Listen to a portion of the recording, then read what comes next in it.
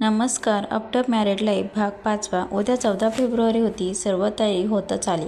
माझ्या वडिलांनी खूप तयारी केली. मोठा मंडप टाकला, बँड वाजा लावला. जेवणामध्ये पनीरची भाजी, पराठा, मसाला भात, पापड, गुलाबजामुन, मिरची कट, पकोडे आणि ॲपल नॉर्मली, काकडी, कांदा, लिंबू आहेर आणले सर्वांसाठी. तेवढ्यात माझ्या वडिलांना फोन आला. मुलाचा मोठा भाऊ बोलत होता, आम्ही उद्या सकाळी निघतो. आम्हाला येण्यासाठी 2.5 तास लागतो फक्त आणि आमच्याकडचे 40 ते 50 लोक असतील. माझे वडील हो म्हणाले. त्यांचं थोडं बोलणं झालं. फोन ठेवून दिला. तसं माझ्या वडिलांनी घरात सर्वांना सांगितलं, कारण सर्व एकाच जागे होते. कारण ताईच्या हळदीचा कार्यक्रम सुरू होता. कार्यक्रमामध्ये पूर्ण रात्रच गेली. 12 वाजले होते झोपायला. मला माझ्या मोठ्या ताईने सांगितलं, तू लवकर झोप, नाहीतर चेहरा खराब दिसेल. पण अजून माझी मेहंदी काढायची बाकी होती, कारण ऑफिसमुळे मला वेळच मिळत नव्हता. मग झोपण्यापूर्वी माझ्या आत्याच्या मुलीने काढली थोडी आणि मी झोपले. बाकी माझे आई वडील, घरातले मोठे सर्व कामात व्यस्त होते. सकाळ झाली आणि माझी आई आमच्या रूममध्ये आली आणि सांगत होती, पाहुणे निघालेत, 11पर्यंत पोहोचतील, हिची तयारी करा लवकर. तसं आम्ही सर्व बहिणी उठलो, फ्रेश झालो आणि चहा नाश्ता घेतला. सर्वांच्या आंघोळ्या झाल्या. माझ्या मोठ्या ताईचं पार्लरचा कोर्स झाला, त्यामुळे हिने माझा मेकअप करायला घेतला. तेवढ्याच झाल्या मैत्रिणीचे मला फोन आला. मी त्यांना घरचा पत्ता दिला आणि सर्वजणी जमल्या. माझा मेकअप वेळेत पार पडला. नंतर आम्ही सर्वांनी फोटोशूट केला. त्याचबरोबर गप्पा झाल्या. माझं घर कसं पाहुण्याने आणि भावकीने गच्च भरलं. आमची भावकी खूप मोठी आहे. माझ्या वडिलांनी सर्वांना बोलावलं. 70-80 लोक होते भावकीचे आणि माझ्या घरचे 30-40 असते. सर्व रूम फुल झाल्या होत्या. पाहुणे पण पोचले होते. त्यांना रूम दिल्या. त्यांचा नाश्ता झाला आणि सर्व मंडपात आले. पंडितजींनी तयारी सुरू केली. मंडपात बँड वाजत होता. तेवढ्यात मला बोलावलं आणि मी माझ्या मैत्रिणींसोबत गेले. खूप साधा मेकअप केला होता. लाल कलरची पैठणी, गळ्यात छान असा नेकलेस. मला बांगड्या खूप आवडतात, म्हणून हातभर हिरव्या कलरच्या बांगड्या आणि त्यामध्ये छान मोत्याचे गोंड घातलेले, कारण ताईचं लग्न पण होतं ना. आंबाडा घातला, त्याला मोगऱ्याचा गजरा लावला. रूप खुलून दिसत होतं. मंडप पाहुण्यांनी गच्च भरलं होतं. जिकडे नजर गेली तिकडे पाहुणेच होते. मी जसं आले तसं बँड वाजायला चालू झाला. मला चौरंगावर बसायला सांगितलं. माझं औक्षण केलं. मुलाकडच्यानी 5 बायका होत्या. त्यांच्याकडच्या एक जण येत होतं आणि औक्षण करत होतं. सर्वात आधी माझ्या मोठ्या जाऊने केलं. त्यानंतर बाकी बायका आल्या होत्या. त्यानंतर मला साडी, बांगड्या, मेकअपचं सामान दिलं आणि नंतर मला साडी बदलण्यासाठी सांगितलं आणि नंतर आमच्या दोघांना बोलावून अंगठीचा कार्यक्रम पार पडला.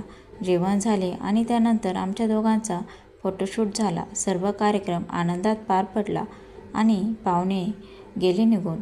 साखरपुडा झाला आणि माझं समोरच सर्व आयुष्यच बदलून गेलं. प्रत्येक मुलीचं बदलते, पण काही चांगलं होते, काहींचं वाईट. लग्नानंतर तर मुली जशी त्यांचीच होऊन जाते. मुलींना खूप ऐकून घ्यावं लागते, त्यांच्या मनासारखं वागावं लागते, त्यांच्या खुशीसाठी जगावं लागते. माझा साखरपुडा झाला आणि दुसऱ्या दिवशी ताईचं लग्न होतं. त्या तयारीमध्ये होते सर्वजण. तसं मी माझ्या होणाऱ्या मिस्टरांना सांगितलं होतं, तुम्ही लग्नाला या, कारण त्यांच्या पूर्ण परिवाराला आमंत्रण होते. ते तयार नव्हते, पण माझ्यामुळे त्यांनी आले. मी छान तयारी करून त्यांची वाट बघत होते. ते आल्यानंतर दुसऱ्या बाजूने बसले आणि मी दुसरीकडे बसले. ताईसोबत राहायचं होतं मला, पण माझ्या सासरची माणसं आली होते, त्यामुळे मी माझ्या सासू आणि जाऊसोबत बसले. तेव्हा मला तिथे पहिल्यांदा असं वाटलं, हे लोक कसे आहेत, एका छोट्या गोष्टीचा तमाशा करताय. काय झालं होतं, माझ्या वडिलांनी मुलांसाठीची रिंग घेतली होती, ती थोडी छोटी झाली ना. वरून ते सासू बोलायला लागली, आम्ही कशी तुझ्यासाठी बरोबर रिंग आणली, आता तुझ्या वडिलांना सांग मोठी करून आणायला. त्यावेळेस त्यांच्या बोलण्याची पद्धत जी होती ना, ती मला अजिबात आवडली नव्हती. असं वाटत होतं किती लालची आहे ते. आणि माझा स्वभाव असा आहे, मला लगेच राग येतो. त्यांच्या बोलण्याची पद्धत बघून मला खूप राग येत होता. असं वाटत होतं बोलावं, आता मी काय बोलणार. तेवढ्यात माझ्या वडिलांनी मला स्टेजवर बोलावलं आणि त्याचबरोबर माझ्या मिस्टरांनाही बोलावलं. सर्वांसमोर अनाउन्समेंट केली. माझे वडील सांगत होते, हे आमचे नवीन जावई. सर्वांना खूप खूप खूप छान वाटत जोरात टाळ्या वाजवल्या. त्यावेळेस माझ्या वडिलांच्या चेहऱ्यावर खूप आनंद होता आणि मला माझ्या सासूने बोललं. मी त्यांना नाही सांगितलं. आणि मी परत माझ्या सासूकडे जाऊन बसले. खूप प्रेमाने आई आई, ताई ताई करत बोलत होते.